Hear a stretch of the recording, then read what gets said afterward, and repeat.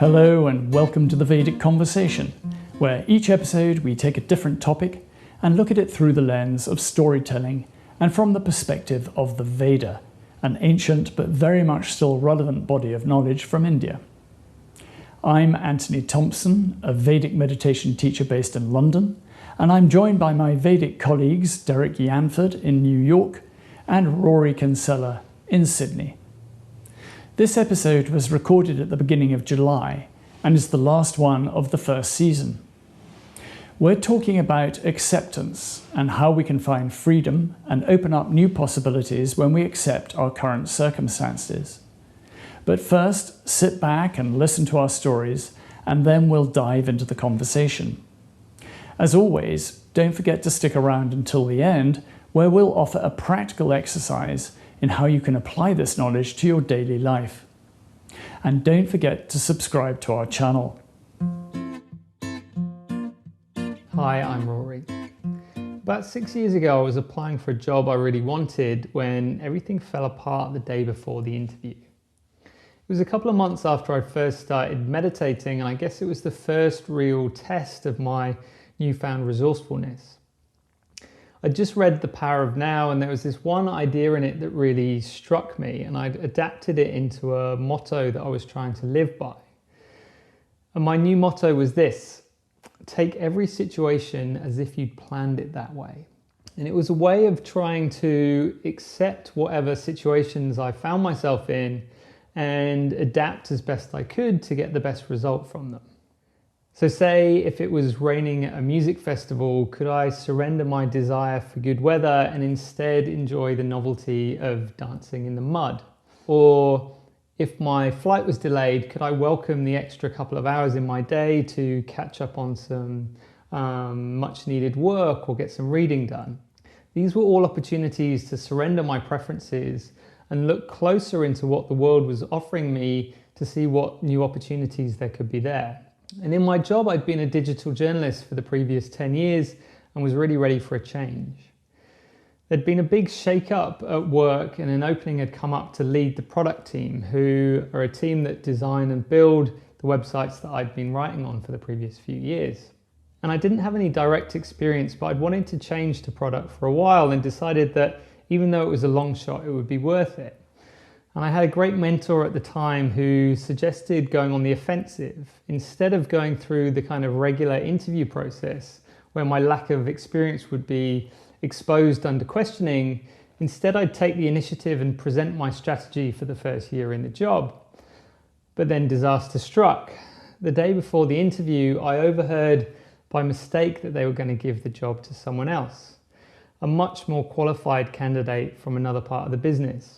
And the old me would have thrown in the towel at this point, and I would have been too busy cursing my luck to think about turning the situation to my advantage.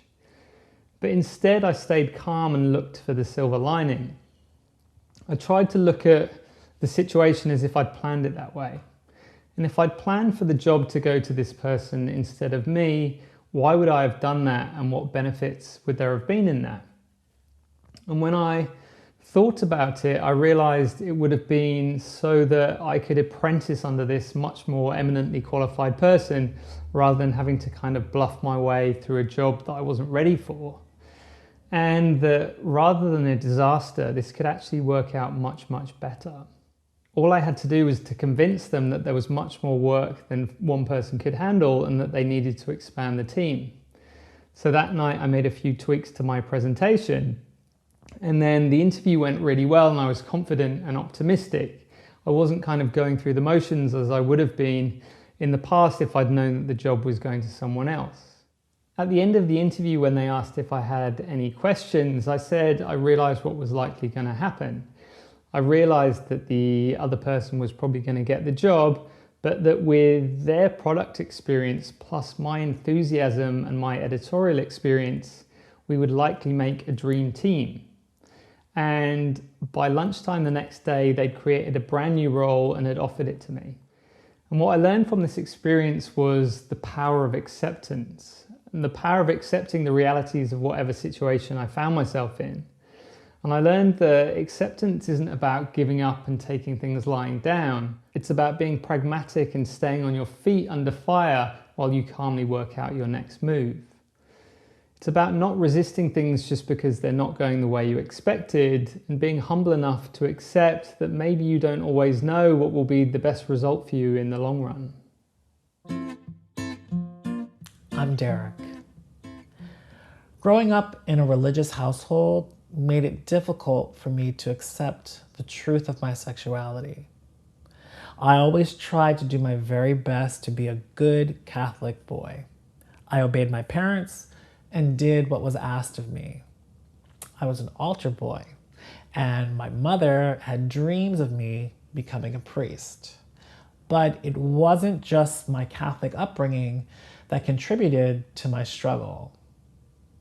Although I grew up in a time that was much more accepting of gay culture than the generations before me, it wasn't as largely accepted then as it is today. There were still many negative stigmas and stereotypes associated with being homosexual that I was exposed to while growing up in the 80s and the 90s. And I adopted a viewpoint that being gay meant that I was abnormal, perverse, and sexually deviant.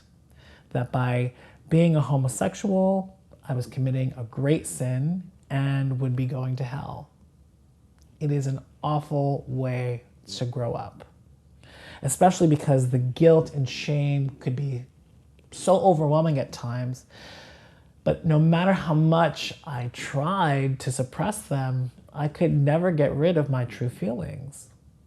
And although I didn't really understand myself fully as a sexual being, I knew that I did not want to be associated with any of the derogatory terms that are attached with being gay.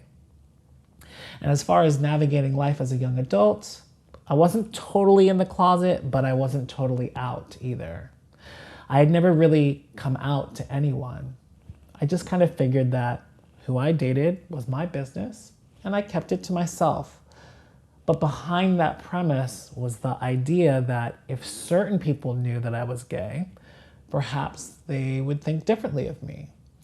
And I was concerned that being out would make me a target of others' hate and bigotry, along with the possibility of jeopardizing my career opportunities. And this is because I hadn't fully accepted who I was.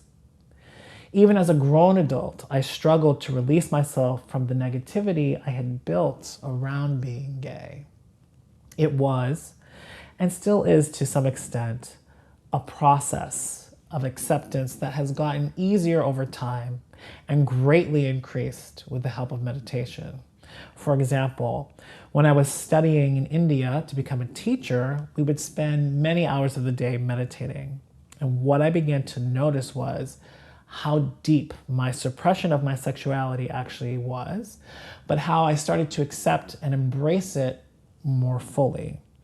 So while meditating, I would have flashbacks to when I was younger and found myself attracted to other men. But instead of suppressing those feelings, I would allow myself to have them, feeling them shamelessly and guilt-free. This started to spill over into my present day reality, and it was as if all the pain with hiding who I was started to wash away. And I began to think about what it would be like to have never been ashamed of my feelings. What would it be like if I never had to hide who I was? This was my on-ramp to acceptance. And for me, acceptance is getting to the point where speaking about my sexuality or who I'm in a relationship with is just simply a matter of fact, without having any of the concerns I've had in the past in terms of what other people may think. The truth is, I have no control over how other people will react or respond, but acceptance has given me permission to be who I am, full out, at all times. Acceptance has allowed me to embrace who I am more fully and for me to explore my feelings and relationships more deeply. Without acceptance, you run the risk of living a life that is incomplete. One that will keep you wondering, what would it have been like if? So for me, I'm grateful to my meditation practice for giving me the gift of acceptance and a more complete life. Hi, I'm Anthony. Acceptance. I've always been a fan of Jack Nicholson, a great actor when it comes to playing slightly wacky characters. Two standout roles for me are the boozy lawyer in Easy Rider and the caretaker in The Shining. Between those films, he starred in One Flew Over the Cuckoo's Nest, based on the novel by Ken Kesey. Nicholson plays the part of repeat offender Randall McMurphy, who's moved to a mental institution after serving a short sentence on a prison farm for several charges of assault. He hopes to avoid hard labour and serve the rest of his sentence in a relaxed environment by pretending to be mentally ill. Upon arriving at the hospital, he finds the ward is run by Nurse Ratchet, a cold, passive-aggressive tyrant who uses her rules and authority to intimidate her charges into a restrictive, joyless existence. He challenges her and everything that's going on, with the result that he disrupts the status quo.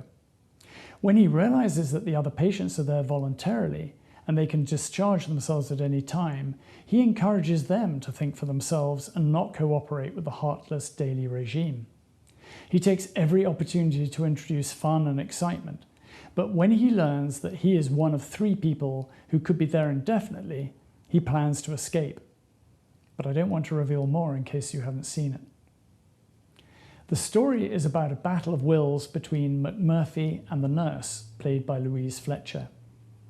He won't accept where he is or what's going on, always living with the expectation that he can turn things around for himself and the others, sharing his dilemma.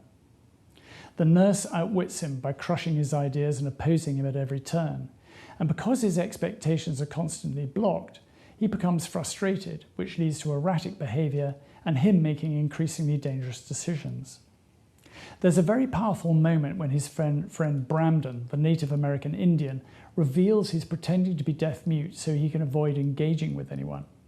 Like McMurphy, he's unlikely to be released, but he takes a different approach and plays a waiting game. He's not resigned to what's going on, he simply accepts the situation and is waiting for the right moment to move on. The more McMurphy fights the system, feeling overwhelmed and frustrated, the more the system comes down on him. At every opportunity, he refuses to accept what's happening to him, but he hasn't got the level of consciousness to understand that the system will inevitably crush him unless he can escape his mindset and, like his friend, accept the situation and wait for the opportune moment. The Indian takes the opposite path to McMurphy, and with his tall, strong and mute presence becomes almost invisible to everybody else. He's overlooked and quietly working out what to do, and it is he who in the final moments gets away. One of the great lessons I've learned as a meditator is that it's best to accept and then act. If we take the approach of accepting what the present moment contains, as if we had chosen it, we can take the correct action. When we work with it and not against it, there is greater flow and less friction. This approach to acceptance not only applies to what's going on around us, as with McMurphy, but also within us. Recalling a long-term relationship I was in, I realized that there was no point attempting to change the dynamic or the other person, that it was me that had to change. I had to accept that the relationship was no longer sustainable, that it had changed and become something else. I know many people who continue with a bankrupt relationship, settling for the easy or quiet life, not wanting to upset the status quo. I accepted the situation and was determined to evolve from there because I knew that it is not acceptance but denial that would have left me stuck. I accepted that I couldn't continue to pretend that everything was okay, and that if we both worked at it, it would somehow improve. It was fundamentally dishonest of me to pretend to myself and to the other party, together with everybody else, that things were fine. Once I'd come to that conclusion, and accepted it in my heart, it was obvious that there was only one thing I could do: remove myself and move on. A daily meditation practice makes us strong and stable, helping us decide on the direction to take. We don't have to think about what's the right course of action. It'll present itself naturally. Acceptance doesn't necessarily mean liking, enjoying, or condoning. But when, like McMurphy, we're constantly in a state of denial and not acceptance, we're always going to be in a state of friction and turbulence. But when we're open-hearted and accepting, opportunities appear and life becomes easier.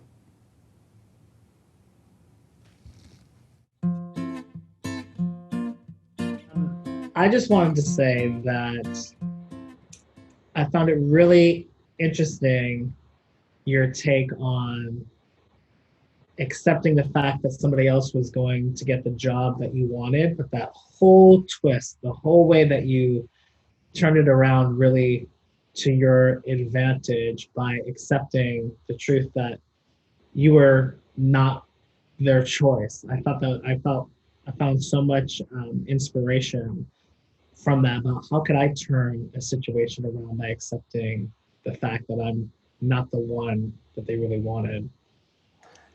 Yeah, and it was such a powerful one for me because it was kind of so shortly after I started meditating, and it really gave me a signal that this was something that could actually change, the result of what happened in my day-to-day life, and how it was such an obvious difference between the kind of actual result. Because we often think of meditation as, I'm just changing my nice inner state and I feel like I'm nice wearing my nice duvet inside, and it's this nice kind of internal subjective thing.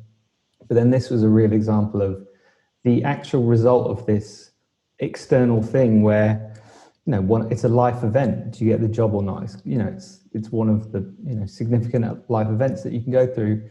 And it changed because I changed my point of view, and it went from not getting the job to getting the job. And that was such a clear, on paper thing. And, it was just the next day, there it came. I've got the job. They invented this new job. So it was such a great moment for me in giving me the motivation to carry on meditating.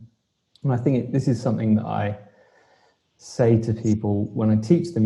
There's no A/B test of life. There's no kind of sliding doors thing where you can see what you were like with meditation and without. But you have these life events where you see that you reacted differently to how you did before. And this was such a good one for me because it was so early in my meditation career. And it's acceptance is, I think it just is laced through everything that we teach and everything we learn. It's just accepting how things are in that moment, and no kind of big theological thing about it. It's just, what is the situation now? And it's, Anthony, you talked about it nicely in your video. It's about the opposite of acceptance is denial. And we all know that denial isn't a good thing, or you're living in denial, but it's kind of the opposite of that, which I think is a really good point you were making. I thought, Rory, your example was genius, because what you did was you reframed the situation. There was a narrative and you rewrote the narrative, having, in a sense, had a clear perception. I mean, we're picking up on lots of themes that we're going to be talking about and have talked about in the past, but, perception, fear, but also creativity. They didn't create the job. You created the job, because you suggested to them, this is what could happen. 1 + 1 makes 3. And, you were thinking on your feet. It was spontaneous action. It was spontaneous right action. I mean, that story encapsulates so many Vedic meditation themes. I think it's a classic, absolute classic. You can read it in so many different ways. Yeah, it's one of my favorite ones, and I actually teach it in my meditation course in the 4th session, because it's, it was personally inspiring to me apart from anything else, because it was so early on for me. It was like, wow, this is good stuff. Like, because we all kind of know, yeah, it'll help me relax, and yeah, it'll help me, it might help me sleep better, but this is a real world success thing. This is on my CV straight away. which was great. But yeah, no, Derrick, I loved your story. It was such an amazing story. It was great to hear that such a significant thing for you, and yeah, what you kind of gone through growing up. I mean, it must have been really hard. It was, but I think like everybody who's going through something in particular, you don't know it while you're in it so much. It's when you're out of it and you look back and you can kind of recognize, wow, how crazy that was. But I didn't know how else it was supposed to be. But I can say, I remember vividly some of my meditations, like I was talking about while I was in India, that I could see myself in those same situations where, I'd be attracted to somebody and I just would, my knee jerk reaction was just to suppress and just to push everything down for so many reasons. And just being in that state where it's like, okay, what if you just allowed yourself to feel it all? What would it be like? And that all just kind of happened naturally and played itself out. And it kept happening repeatedly.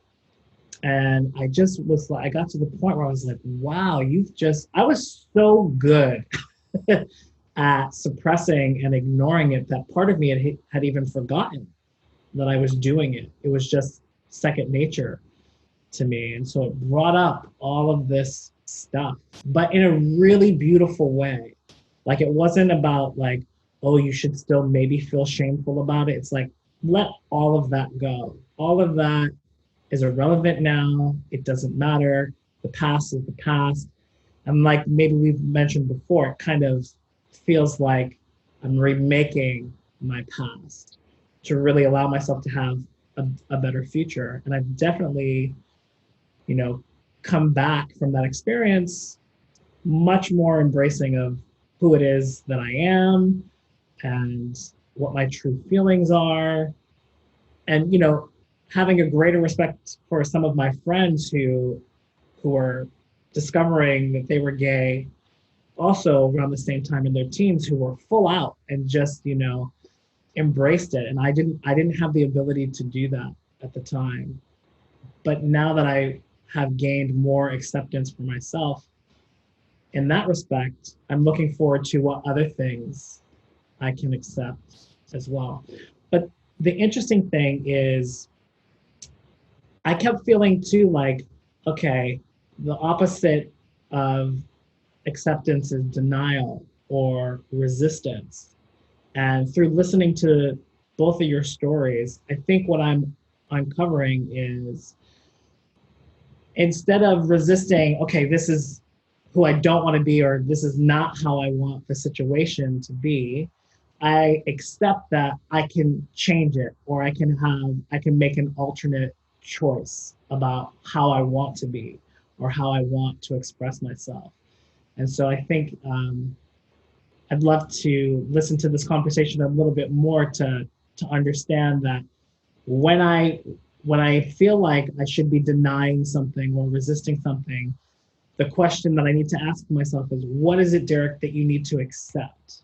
What do you need to accept right now in this moment to continue moving forward? And I feel like, Rory, especially hearing what's going on, accepting that, yeah, this is the situation. I can do this, this, this, this, and this about it. And so that resistance and denial can be something that just triggers, what is that question? What do you have to accept right in this moment? Yeah, and that's the important thing as well, because I think with a lot of these spiritual concepts, we think of, it sounds like you're being passive and being, taking things lying down and being, okay, I accept this situation and don't do anything. But it doesn't mean that at all. It's like, I accept the truth of this situation, which then allows me to act in the correct way. Because I think, like acceptance is one, I'm going to accept that this is a bad situation, or surrender is another. It sounds like I'm surrendering, I'm giving up, but it's not. It's just going, things didn't go as I expected them to, and then I'm going to accept that new reality and then act. So it's completely, it's active. It's not something where we're kind of giving up. It's going, I accept this new reality, which is different from 5 minutes ago or 2 days ago, and then I'm going to act, which puts you in a much more powerful position rather than just going resisting. No, I'm pretending this isn't happening. I'm pretending this isn't happening. So it's, I think a lot of people have that misconception that it's about going, I'm going to close my eyes and meditate and not do anything and not fight this injustice that's happening in my life, or not try and get this thing that I want to get. It's just being more pragmatic. It's about saying, I accept the situation today and I'm going to take my ego out of it. So for me, in my story, it was like, because I always used to do this, I imagined myself in that role that I didn't get already, and it had the job title, and imagining my business card, or how it's going to look when someone, or how it will sound when someone calls me that job title. And I think that's because we build up our self-image around these things, and then for that to crumble, that often takes a lot out of us. But then it's going, no, okay, well, here's the new situation, and being able to see the silver lining of that situation, and how that new situation is often way more appropriate and nurturing for you than the previous one. So in my example, it meant that if I had got that original job that I went for, I would have had a really tough time, because I wasn't qualified in that role. The boss that I would have been reporting to also wasn't qualified in it, because he was from the editorial side. So I would have really struggled because I wouldn't have had anyone to learn from. And then the resulting situation was way, way better than I ever could have planned, because I wouldn't have thought to do that. But it meant that I learned that job way better than I could have before. And then 2 years later, I did get that job in a much, much more natural way. So it's part of it is recognizing that from our subjective point of view, we don't know all the answers, and it's being humble enough to go, okay, I got it wrong. What I was thinking yesterday was wrong, and being okay about letting that go. And, Anthony, like you said, a lot of Vedic concepts play into this. So the one that I was thinking of so that's the creativity of, I'm going to imagine this new reality of the new job, but then also the destructive part of, I'm going to let go of that previous idea of me being in that role. And it's, yeah, it was a huge thing for me, which was really helped my meditation journey. But Anthony, I loved your references to One Flew Over the Cuckoo's Nest. I loved that film growing up. I guess I watched it as a teenager, and it's got that angst of fighting against the system. And Jack Nicholson is such an amazing actor. Yeah, it's a tour de force, that role. But Rory, I think you're touching on a very important point, which you were making earlier, which is that we don't have to condone or like a situation. It's very important to understand that acceptance is not condoning or liking what's going on. It's just, okay, here we are. This is what's happening. How do we turn it around? And you reframed it. You took the positive angle. And as you say, there was a certain amount of humility involved in terms of stepping down or stepping back from the dream role, but you were being realistic. And I think you also hinted, as did Derrick, that when you accept the situation, there is this realization that you've actually been under an immense amount of stress. I certainly found that once I had accepted that this long-term relationship was over, once I'd sort of said it clearly to myself and accepted it in my heart, it was like a weight had been lifted off my shoulders. And I think, Derrick, when you were meditating, doing those deep, lengthy meditations in India, which we've all done as part of our training, there's a massive amount of de-stressing that's going on. And that, of course, opened up the possibility for you to acknowledge this kind of very painful journey, which perhaps, as you say, at the time, you didn't realize it was painful because you just thought, well, maybe that's what everybody goes through. But of course, it's not. Your journey is unique to you. And And then there's this sense of liberation, because once we accept the situation, instead of having to fight it and put all that energy into opposing it, we don't necessarily go along with the flow, but suddenly there's no pressure, and the stress is released and everything becomes easy or easier. It's interesting that you say that, because excuse me, bless you. I definitely felt like I've had glimpses of acceptance, of what true acceptance was or could have been. And one of those times was when I went to see Interview with a Vampire, which I think came out in the 90s. And so, I graduated high school in 94.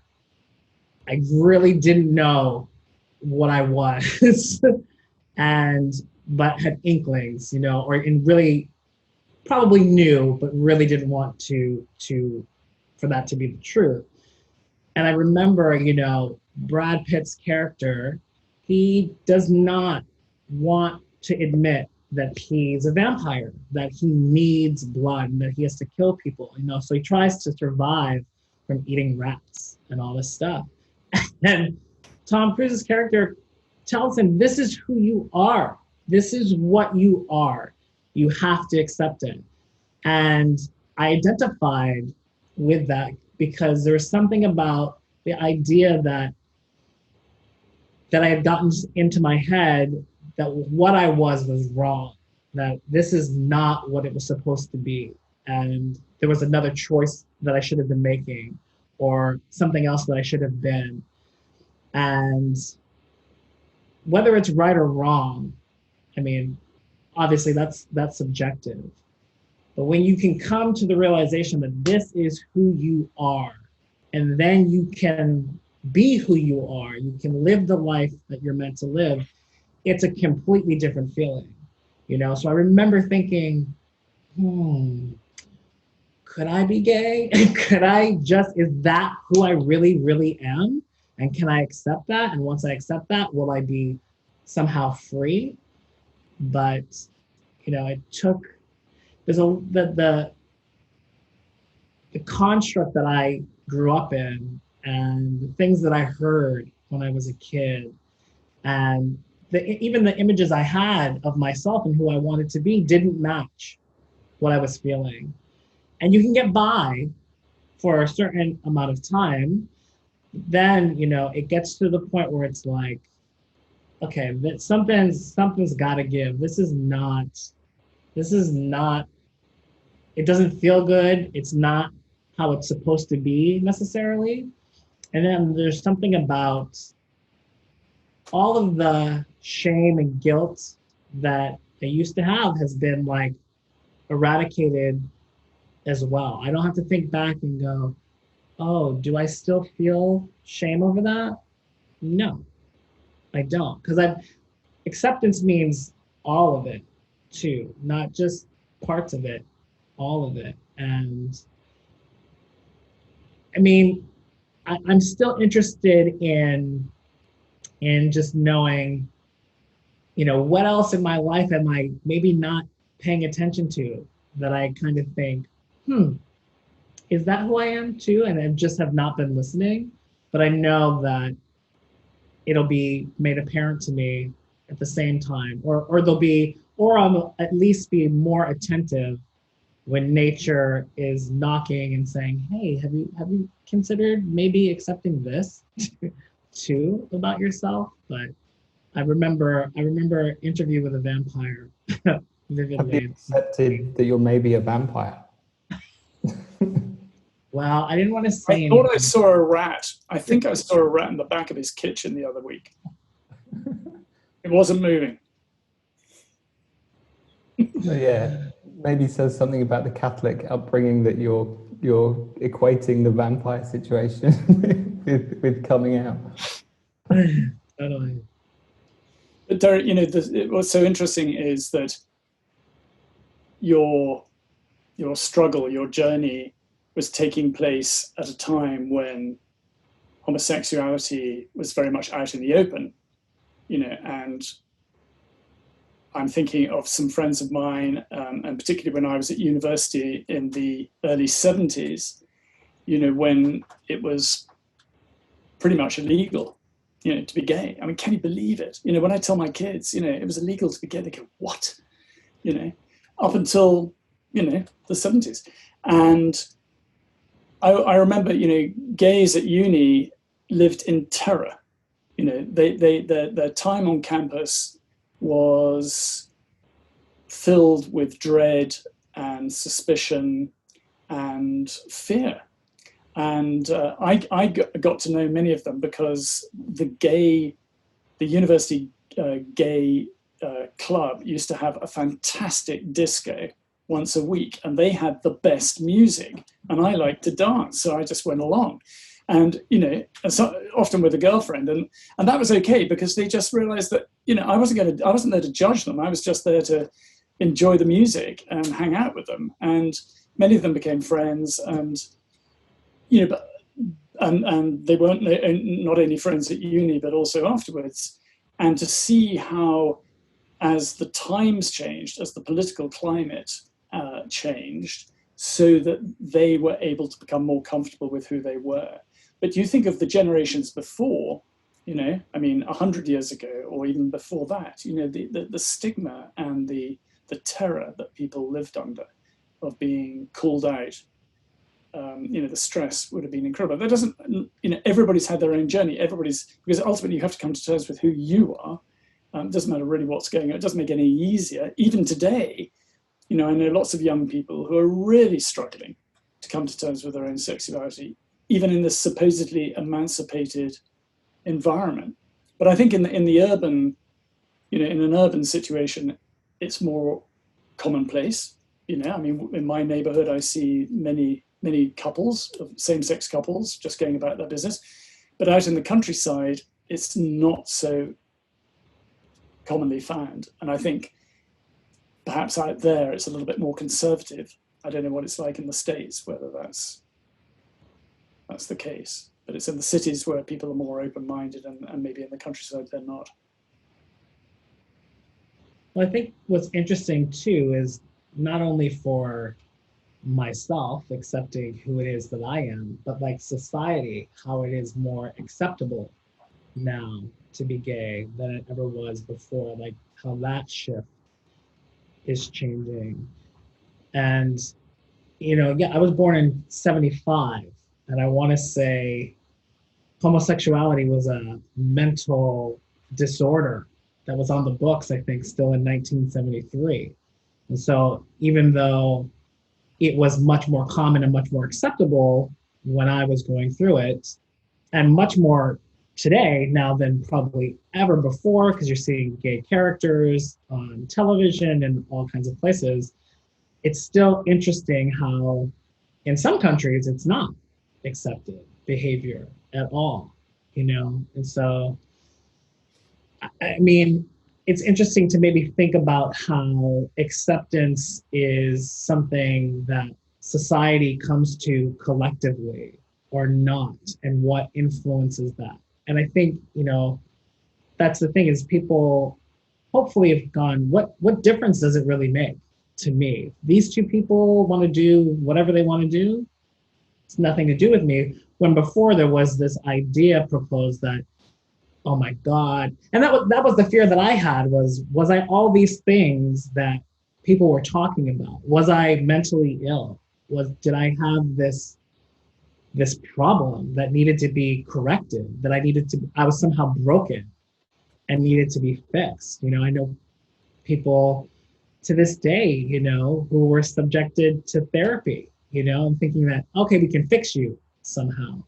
And so I think acceptance also is about, like we've been saying the whole time, nothing's wrong. Nothing's wrong. This just is what it is. And the ability to be able to recognize something for what it is, instead of trying to pretend or wishing that it was something else, whatever that might be. And I think we all can the sooner we can accept the things for what they really are, the easier all of us are going to be able to get along and move forward and have the kind of lives that we're meant to have, honestly. Yeah. I think, sorry.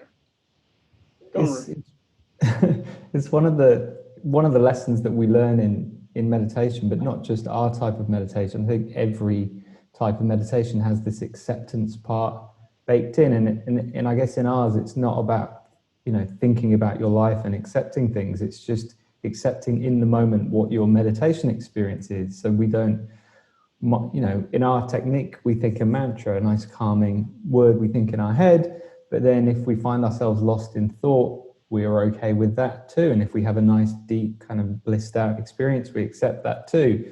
And I always talk about how there's not a good and bad meditation. We have shallow and deep. And it's not, this is something that people really struggle with at the beginning, because they'll have a deep meditation and they're like, oh, that was awesome, that's great. How do I get that every time? And you just have to go, that's not the point. It's about, being a pro meditator or being mastering this technique is not about having deep meditations every time. It's about not minding whether you have a shallow one or a deep one. And it's that muscle of not minding that we're reinforcing every time we meditate, and every time we fall off the mantra and find ourselves in thought. It's this muscle of gentleness and nonchalance that whatever happened, it's all good. We say take it as it comes. It's like whatever happens is all good. And another kind of analogy I make in terms of that is of surfing. So we live by the beach here, so lots of people surf, and I give the analogy that meditating is a bit like surfing, in that when I was a beginner surfer, like a beginner meditator, when I would paddle out and get on a wave, if I fell off, I'd be like, oh no, I can't believe it, I fell off, like what an idiot, I must have looked like an idiot. Whereas you look at the kind of really good surfers who are out there every day, when they get to the end of the wave, they just kind of jump off in a funny way, and it's not like that's a failure for them, that's just the end of the wave. So a lot of people think, oh, I forgot to think my mantra, that's me failing at meditation, but it's not. It's just this cycle thing. We think the mantra for a bit, we forget it. So that's like we fall off and then we just paddle back out. And I think, this is a huge generalization, as I don't know many surfers, but they seem really laid back. Partly, I think, because they have this aspect of kind of failure baked into what they do. They fall off. You can't surf without falling off. So they have that kind of built in, so that they become resilient, that falling off is not a bad thing. It's just part of the cycle. And I think us learning that in our meditation practice means that when we have these hiccups in the road of life, we can more quickly go, right, I'm going to get back on my board. So for me, with the job, it was like, okay, that wave, I thought that was going to go all the way into the beach, but it didn't. But I'm just going to paddle out again. And it's something that, in other practices, like I think even in psychology, and I think more in Buddhism, they talk about radical acceptance, and it's just saying, I'm going to accept the situation as it is right now. And they may even think about, situations within meditation, but I guess why I like ours is it's very easy that you don't have to go through all that stuff. You just get that benefit from this very simple practice of being okay with whatever the situation is during meditation. And even if it's thought-filled, shallow meditations day after day, that's okay. That's what you need. You just don't, because the more you resist that, the more of that you're going to get. Yeah, and I think, one of the distinctions I often like to make with my students in terms of beginners and veterans is beginners usually have a list of thoughts that are acceptable to have during their meditation. And then the veteran meditators have the same list, but everything's on it. Every thought is acceptable. Happy, sad, good, bad, it doesn't matter which one. But, the beginners, like everybody in the beginning of their practice, before they've worked out their muscles, they've decided what is acceptable, what they can accept. And what's beautiful is to watch them grow over time, and that list becomes larger and larger, just like the veterans. So, what kind of thought is okay to be having during meditation? Any kind of thought. All of them are acceptable. You know what I mean? And the way I love to see that play itself out in real life too becomes, okay, I want certain things to be happening. What can I accept? Well, the more that you can accept, the much different experience you're having. Just like the way you thought in the beginning when you started meditating, only certain thoughts were acceptable. You know, and I think a great question is, what would happen if at every moment we could accept everything in every moment? This is what's happening right now. We're never trying to deny it. We're only allowing it to be acceptable. You know, how different all of our lives would be. I like that idea, Derrick. Of it's really letting go of the expectations, that you're just letting it just flow naturally, and the less control we have, the easier it becomes. And I think for new meditators, that's always the biggest obstacle, because it's a hard one for them to initially comprehend that it's okay to have thoughts, and that they are not in control of this. You know, they're not in charge of the meditation. It's not, the content is not up to them. You know, what do you mean? What do you mean? You know, I'm in charge of everything in my life and I want to be in charge of my meditation. No, this is 20 minutes when you're not in charge. You know, why don't you just take your foot off the gas pedal and just go for the ride? And for a lot of people, that is just, oof, really?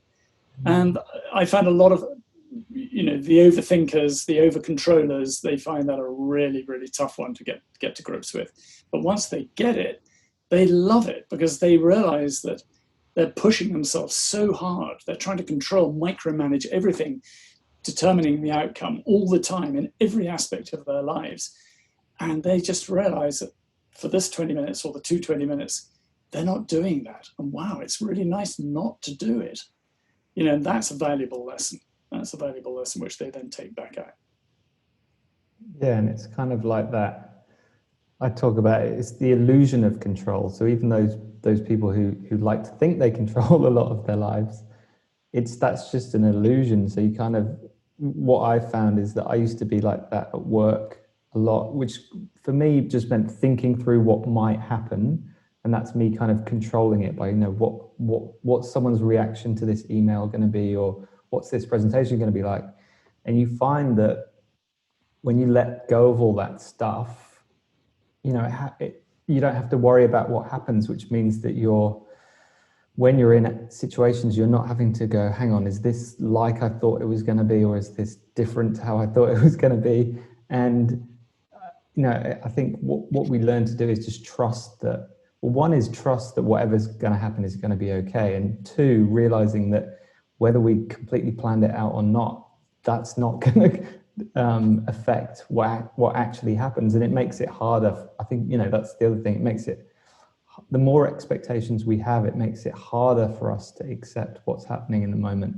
Whereas if we've come to a point where we've stopped speculating about the future so much, then it becomes easier to think about it, because you might go, you know, I haven't thought about whether it's going to rain on my wedding day or not. You know, an example might be, so that when it does, I'm not like, well, I had all this idea of it being, you know, beautiful sunshine. You just go, okay, great, we'll have these cute pictures of us under the umbrellas. So, you know, that was a benefit for me, is that I stopped living in the future and speculating as much, which then made it easier over time to accept what was happening in the moment, because I had less preconceptions about what might happen. Yeah, it's like, I think a lot of people script everything out. You know, they've got a script of what they're going to say, what they're going to do, how the other people are going to act and perform. And, you know, I was in a relationship where, you know, I was kind of being rehearsed in what to say. You know, I was being, you know, there was an expectation. Well, you know, you're not saying what's according to the script. I said, well, that's not what I think. That's not what I believe. but the other party, that's what they wanted me to say. And I said, well, it's not on my script. I'm not going to play a role in your story. I'm going to play a role in my story. And it's, the story we tell ourselves, which is very important. And maybe that's a discussion for another time. But the script, we've already worked it out, what's going to be happening, not only tomorrow, but in a month's time, in 10 years' time, I'm going to be there. And, a lot of this comes from our parents, who when we're very little, say, well, what do you want to be when you grow up? And there's all the usual things that we tell them. And then they kind of then make it a little bit more sophisticated by saying, well, yeah, and do you think you're going to get married? Or they say, I'd love to have 6 grandchildren. And they're kind of setting out a script for you. They're kind of putting out an expectation which they hope we will fulfill. Yeah, I think, Anthony, that point you make about people's scripts, like we've talked about it quite, a few times before, about the idea of our personal narrative. And what I liked about your point there is that when we have a clash of script, it's like you've got two screenwriters and you're going, which you would get in a relationship. It's like, hey, hang on, my script is different here. Whereas I think a nice kind of a different analogy to that is when you get comedy films where they ad lib quite a bit, where they go, okay, well, this is the rough direction of the story, but in the scene we'll see where it goes. And I think they get some genius stuff out of it because they're just in the moment doing it. So I think a nice kind of different metaphor for us to live by is ad-libbing. I think the reason that we don't do that, or we find that difficult, is that we don't trust ourselves in the moment to be able to come up with good responses. But what's amazing is that when you do, you just go, okay, I'm going to trust that in the moment I'm going to think of a good thing to say, and you're much more likely to be able to do that if you're not referring back to, oh, hang on, what did I prepare as the reply to that question or the reply to that one? Mm-hmm. And you just go, I trust that in this situation I'll have the same state of consciousness that I did 2 days ago when I was thinking about it, but I will have the benefit of knowing exactly what's going on. I'll be responding to someone in the moment, not responding to what I think's going to be happening. So it's all this kind of speculation thing, which is, storytelling is very important, and maybe we'll do a whole episode on it one day.